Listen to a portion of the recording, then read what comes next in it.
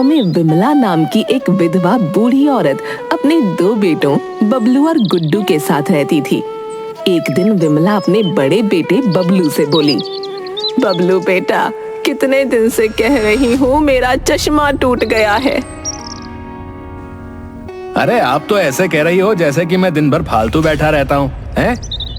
मैंने तो ऐसा नहीं कहा बेटा, तुम तो जानते हो कि बगैर चश्मे के मुझे बहुत कम दिखता है।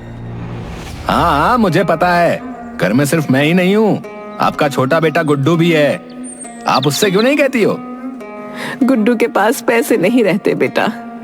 तो फिर आप उससे कोई काम धंधा करने को क्यों नहीं कहती हो, हैं? मैं तो उससे कहकर थक चुका हूँ। गुड्डू तुम्हारा छोटा भाई है, उसके पास इतने पैसे नहीं है कि वो कोई काम धंधा कर सके। मत भूलो, तुम्हारे स्वर्गवासी पिता ने अपना सारा कारोबार तुम्हें ही सौंपा था।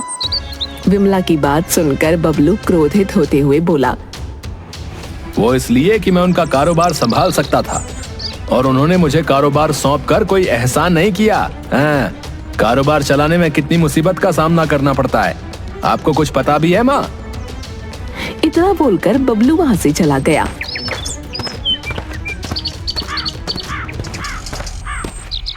और विमला अपने घर के बाहर आंगन में बिछी चारपाई पर बैठकर आंसू बहाने लगी कि तभी बबलू की पत्नी अर्चना वहां आकर बोली,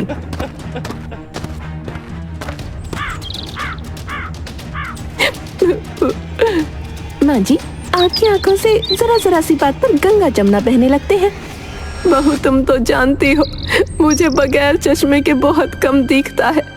मैं काफी दिनों से बबलू से चश्मा लाने की बात बोल रही हूँ। चश्मा मुफ्त का तो नहीं आता माँ जी, पैसों का आता है। आपका छोटा बेटा भी तो है, आप उससे अपनी जरूरत का सामान क्यों नहीं मंगाती? विमला ने अर्चना की बात का कोई जवाब नहीं दिया। अगले दिन विमला की पोती चमकी हाथों में एक चश्मा लाकर अपनी दादी से बोली, लीजिए दादी, आपका चश्मा। ये तो नया चश्मा है। हाँ दादी, ये नया चश्मा है। आप काफी दिनों से पिताजी से चश्मा लाने के लिए बोल रही थी ना? समझ गई बेटी, जरूर रात में बबलू मेरे लिए खरीद कर लाया होगा। विमला ने इतना कहा ही था कि तभी बबलू गुस्से से आग बबूला होता हुआ चमकी से बोला, चमकी, मेरी जेब से पैसे तुमने निकाले हैं? तुम चोरी भी करने लगी? पिताजी, मैंने दादी का चश्मा लाने के लिए कुछ पैसे निकाले थे, मैं आपको बताने ही वाली थी। चमकी ने इतना कहा ही था कि तभी अर्चना ने आकर एक थप्पड़ चमकी के गाल पर मार दिया। उसे चोरी कहते हैं चमकी? बबलू अपनी माँ की ओर देखकर बोला, माँ, मुझे आपसे ऐसी उम्मीद नहीं थी। जब मैं चश्मा खरीद कर नहीं लाया तो आप अपनी पोती से पैसे चोरी करवाने लगी। बबलू ने इतना कहा ही था कि तभी वहां गुड्डू आ गया और गुस्से से बोला, भैया, आपको माँ से इस तरह से बात करने का कोई हक नहीं। हाँ, पता है, सारे हक तो माँ ने तुम्हें ही दे रखे हैं ना। काम के न काज के, दुश्मन अनाज के। ऐसा नहीं है भैया कि मैं कोई काम नहीं करना चाहता। कब से मैं काम करने के लिए आपसे भिखारी की तरह पैसे मांग रहा हूँ और आप हर बार मुझे टाल देते हैं। मुझे तो आपकी नीयत पर शक होने लगा है। पैसे मेहनत से कमाए जाते हैं, अनपढ़ कहीं के। जानता हूँ भैया, पैसे मेहनत से कमाए जाते हैं, लेकिन शायद आप नहीं जानते कि आप जिन पैसों पर इतना इतरा रहे हैं वो पैसे मेरे पिताजी की ही मेहनत के कमाए हुए हैं, जिसमें मेरा भी बराबर का हिस्सा है। तभी विमला अपने बेटे गुड्डू से बोली, चुप रहो गुड्डू, क्या मैंने तुम्हें यही सिखाया है कि अपने बड़े भाई से तुम इतनी बदतमीजी से बात करो? नहीं माँ, मैं भैया से कोई बदतमीजी नहीं कर रहा, बल्कि अपने अधिकारों की बात कर रहा हूँ, और मैं हर दिन आपका अपमान होते हुए नहीं देख सकता। इतना बोलकर गुड्डू क्रोधित होकर बाहर चला गया और एक पेड़ के नीचे बैठकर अपने पिता को याद करके आंसू बहाने लगा। तभी गांव का मुखिया उसके पास आकर बोला, अब क्या बात है रतन, तुम्हारी आंखों में आंसू? अब मैं आपको क्या बताऊं मुखिया जी, मैं अपने घर पर रोज अपनी माँ का अपमान होते हुए देखता हूँ और मैं चाहकर भी कुछ नहीं कर सकता क्योंकि मेरे पास पैसे नहीं है। गुड्डू, मेरी आंखों से तुम्हारे घर के हालात छुपे नहीं है बेटा। मैं सब जानता हूं कि तुम्हारे घर में क्या चल रहा है, लेकिन दूसरे के घर पर बोलने का आखिर मेरा क्या अधिकार है? आप गांव के मुखिया हैं, आपको मेरे घर का फैसला करना ही होगा। आप अच्छी तरह से जानते हैं कि पिताजी ने मरने से पहले सारा कारोबार बड़े भैया को सौंपा था और मैं बड़े भैया से पैसे मांग मांग कर थक चुका हूं। हाँ, जानता हूं गुड्डू, जानता हूं। उसकी एक वजह यह भी थी कि शायद तुम अनपढ़ थे, लेकिन तुम चिंता मत करो। आज शाम को मैं तुम्हारे घर पर आकर बबलू से इस बारे में जरूर बात करूंगा। उसे बोलूंगा कि वो तुम्हें कारोबार करने के लिए कुछ पैसे दे दे। शाम को मुखिया गुड्डू के घर पहुंच गया। मुखिया को देखकर बबलू चौंकते हुए बोला, आप यहाँ कैसे मुखिया जी? बबलू, तुम्हारी शिकायत मुझसे गुड्डू ने की है। आप कहना क्या चाहते हैं? तभी वहाँ गुड्डू आ गया। यही कि आप मुझे कारोबार करने के लिए पैसे कब देंगे? गुड्डू की बात सुनकर बबलू मुस्कुराता हुआ बोला, कौन से पैसे, कैसे पैसे? बबलू, पिता की संपत्ति में दोनों भाइयों का बराबर से हक होता है। हाँ, मुझे पता है। इतना बोलकर बबलू अलमारी से कुछ कागज निकालकर मुखिया को दिखाते हुए बोला, गुड्डू तो अनपढ़ है मुखिया जी, आप तो पढ़े लिखे हैं। आप देख लीजिए, इस कागज पर गुड्डू के अंगूठा है। इस कागज के अनुसार गुड्डू ने अपने हिस्से की भी सारी जायदाद मेरे नाम कर दी है। गुड्डू क्रोधित होता हुआ बोला, तो इसका मतलब यह है कि कुछ दिनों पहले आपने जो एक सादे कागज पर मुझसे जो अंगूठा लगवाया था, वो धोखे की नीयत से लगवाया था भैया। अरे, जिसे तुम धोखा कहते हो रतन, उसे चालाकी ही कहते हैं। मुखिया गुड्डू की ओर देखकर बोला, मैं अब कुछ नहीं कर सकता रतन। तुमने अंगूठा लगाकर अपने हाथ स्वयं काट लिए बेटा। इतना बोलकर मुखिया वहां से चला गया। तभी विमला रोते हुए बबलू की ओर देखकर बोली, मुझे तुझसे ऐसी उम्मीद नहीं थी बेटा। तेरे पिता तुझ पर कितना भरोसा करते थे। तेरा धोखा देखकर उनकी आत्मा तड़प उठी होगी। मैं कहना तो नहीं चाहता माँ, लेकिन अब मुझे कहना ही पड़ेगा। अब मैं तुम्हारी और गुड्डू की शक्ल अपने घर में बर्दाश्त नहीं कर सकता। इससे पहले कि मैं तुम दोनों को धक्के देकर घर से बाहर निकाल दूं, तुम स्वयं गुड्डू के साथ यहाँ से चली जाओ। गुड्डू अपनी माँ का हाथ पकड़कर रोता हुआ उस घर से बाहर निकल गया और रात के वक्त वो दोनों भटकने लगे कि तभी वहाँ पर मुखिया आकर उन दोनों से बोला, विमला जी, आपके पति के मुझ पर बहुत उपकार हैं। मैं आप दोनों को ऐसे सड़कों पर नहीं भटकने दूंगा। मैं और मेरा बेटा आपके ऊपर बोझ नहीं बनना चाहते मुखिया जी। लेकिन आप दोनों अकेले कहाँ जाएंगे? जहाँ हमें हमारी किस्मत ले जाएगी, लेकिन हम आपके घर नहीं रह सकते। विमला जी, गांव की सीमा पर एकांत में मेरी एक जमीन पड़ी हुई है, जिसमें एक झोपड़ी बनी हुई है। आप दोनों चाहो तो वहां रह सकते हैं। मुखिया की बात सुनकर विमला चुप हो गई। उस दिन के बाद गुड्डू और विमला मुखिया की जमीन पर बनी हुई झोपड़ी में रहने लगे। विमला गुड्डू से बोली, तुम्हारे बड़े भाई ने तुम्हें धोखा दे दिया गुड्डू, लेकिन अब तुम्हें कुछ तो करना होगा। चिंता मत करो माँ, मैं अनपढ़ हूँ तो क्या हुआ, मजदूरी तो कर सकता हूँ। मैं आपको भूखा नहीं रहने दूंगा। इतना बोलकर गुड्डू एक जगह जाकर मजदूरी करने लगा। मगर शाम को अचानक गुड्डू के सर पर चोट लग गई। गुड्डू घायल हो गया। कुछ लोग झोपड़ी में गुड्डू को छोड़ गए। तुम्हें इतनी चोट कैसे लग गई बेटा? बेटा, तुम्हारे पिता तुमसे बहुत प्रेम करते थे। उन्होंने तुमसे कभी मेहनत का काम नहीं करवाया। मैंने कभी सपने में भी नहीं सोचा था कि मुझे तुम्हें इस हाल में देखना पड़ेगा। रो मत माँ, मैं ठीक हूँ। जरा सी चोट है, सही हो जाएगी। विमला उठकर झाड़ियों के पास चली गई। वहां से कुछ पत्तियां तोड़कर ले आई और उन पत्तियों को पीसकर गुड्डू के जख्मों पर मलने लगी। कुछ देर बाद गुड्डू को काफी आराम महसूस हुआ। आपने क्या पीसकर मेरे जख्मों पर लगाया? मुझे ऐसा लग रहा है जैसे कि मेरे चोट लगी ही नहीं थी और न ही दर्द था। तभी वहां मुखिया आकर बोला, बेटा गुड्डू, शायद तुम्हारी माँ ने तुम्हें नहीं बताया कि तुम्हारी माँ को जड़ी बूटियों का बहुत ज्ञान है। पहले तुम्हारी माँ जड़ी बूटियों का अचार बनाकर बेचा करती थी।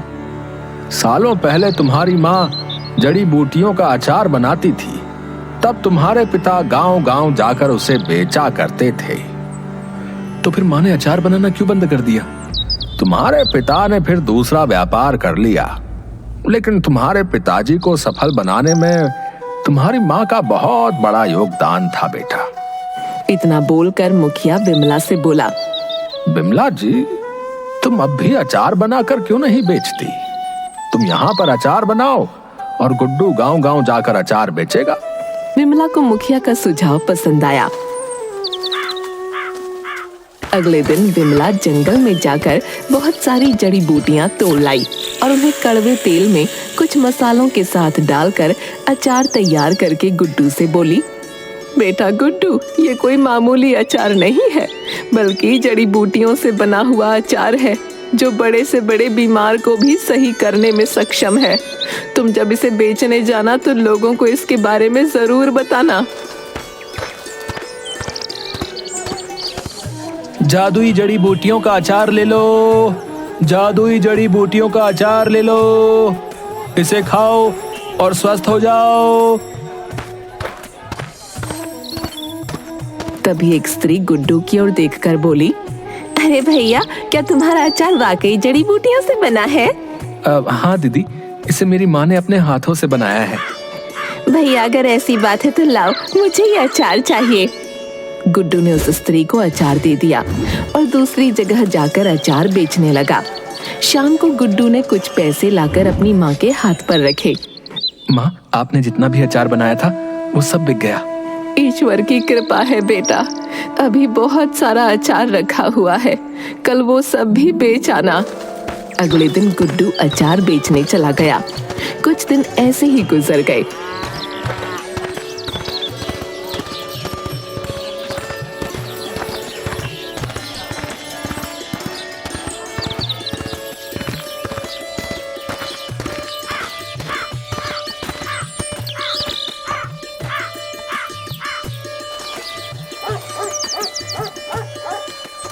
कुछ दिन बाद वही स्त्री खुश होती हुई गुड्डू की झोपड़ी में आकर विमला और गुड्डू की ओर देखकर बोली, बड़ी मुश्किल से आपका पता करते करते यहाँ तक आई हूँ।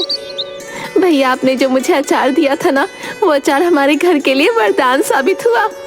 मैं आपकी बात का मतलब नहीं समझा दीदी। मेरे पति को लाइलाज बीमारी थी। डॉक्टर ने कहा था कुछ ही दिन के मेहमान हैं ये, इन्हें सब कुछ खिलाओ। मैंने आपका ही अचार इन्हें खिला दिया और मेरे पति स्वस्थ हो गए। उनकी रिपोर्ट देखकर डॉक्टर खुद हैरान है। इतना बोलकर उस स्त्री ने बहुत सारे रुपए विमला के हाथ में रख दिए और ढेर सारी दुआएं देकर अपने पति के साथ वहां से चली गई। अरे वाह माँ, आपके हाथों का बनाया हुआ जड़ी बूटियों का अचार तो वाकई जादू ही निकला। उस दिन के बाद रोज हर कोई आकर विमला और गुड्डू को ये बताने लगा कि उनका अचार खाने के बाद वो ठीक हो गया। विमला का अचार देखते ही देखते आसपास के गांव में जादुई अचार के नाम से प्रसिद्ध हो गया। विमला अपने बेटे गुड्डू से बोली, बेटा गुड्डू, अब हमारे पास इतना धन इकट्ठा हो गया है कि हम अपनी स्वयं की जमीन खरीदकर उस पर अच्छा सा घर बनवा सकें। आपने मेरे मुंह की बात छीन ली माँ, मैं भी आपसे यही बात कहना चाह रहा था। विमला ने गांव में ही जमीन खरीदकर उस पर एक बहुत आलीशान मकान बनवाया। दोनों माँ बेटे उस मकान में रहने लगे।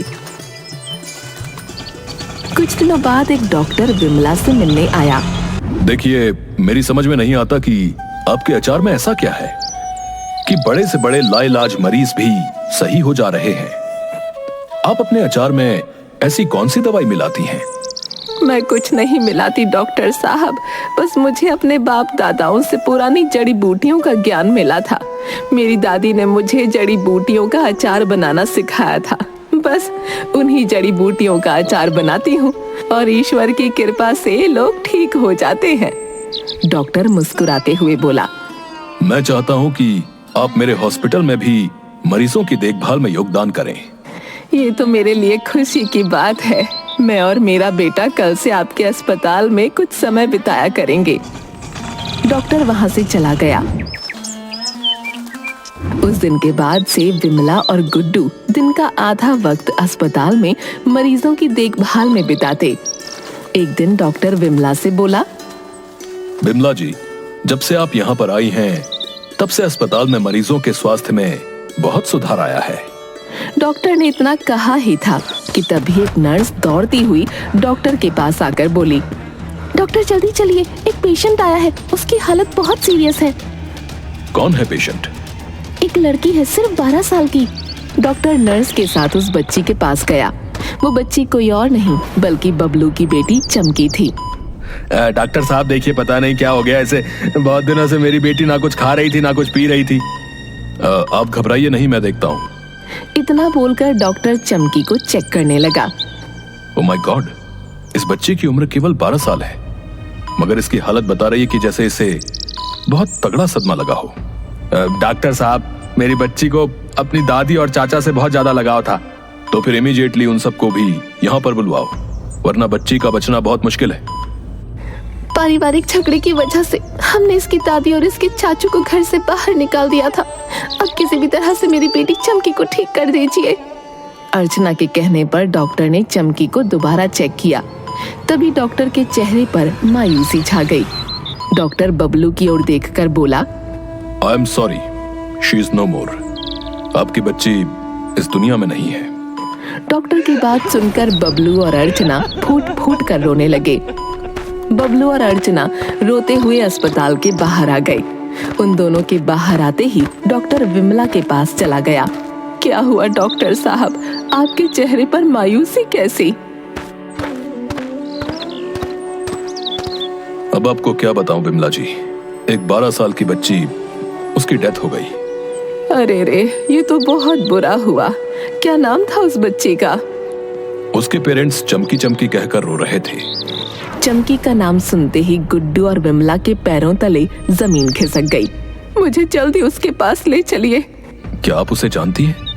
मुझे डर है कि कहीं वो मेरी पोती तो नहीं। विमला और गुड्डू दौड़ते हुए चमकी के पास गए। गुड्डू चमकी को देखकर फूट फूट कर रोने लगा। विमला चमकी का हाथ पकड़कर फूट फूट कर रोने लगी।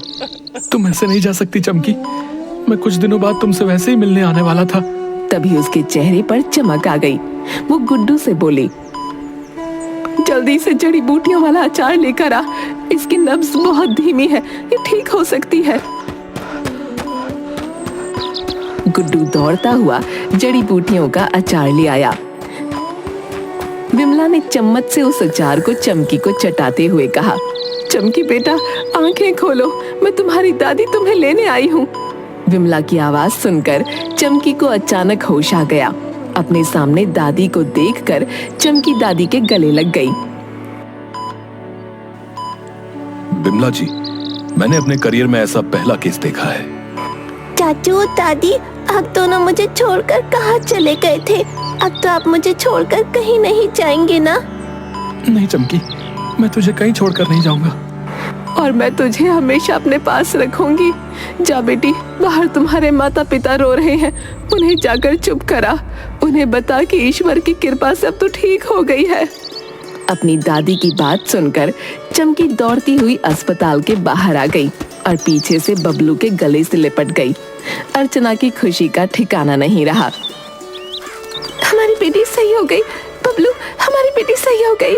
हाँ अर्चना, मुझे तो अपनी आंखों पर विश्वास नहीं हो रहा है, लेकिन ये चमत्कार हुआ कैसे? अभी वहाँ पर डॉक्टर आकर बोला, देखिए, तुम्हारी माँ और तुम्हारे भाई की वजह से ही तुम्हारी बेटी आज जिंदा है। अर्चना और बबलू ने पीछे पलट कर देखा तो उनके सामने गुड्डू और विमला खड़े थे। बबलू हाथ जोड़ते हुए बोला, अब मुझे माफ कर दो माँ, शायद मेरे कर्मों की सजा मेरी बेटी को भुगतनी पड़ी। मुझे अब कुछ नहीं चाहिए। इतना बोलकर बबलू गुड्डू से बोला, मुझे माफ कर दे भाई, आज मुझे समझ आ गया, इंसान का सच्चा दोस्त उसका परिवार होता है, कागज के टुकड़े नहीं। मुझे माफ कर दो माँ। बिमला और गुड्डू ने उन दोनों को माफ कर दिया। उस दिन के बाद वो सब फिर से एक साथ रहने लगे।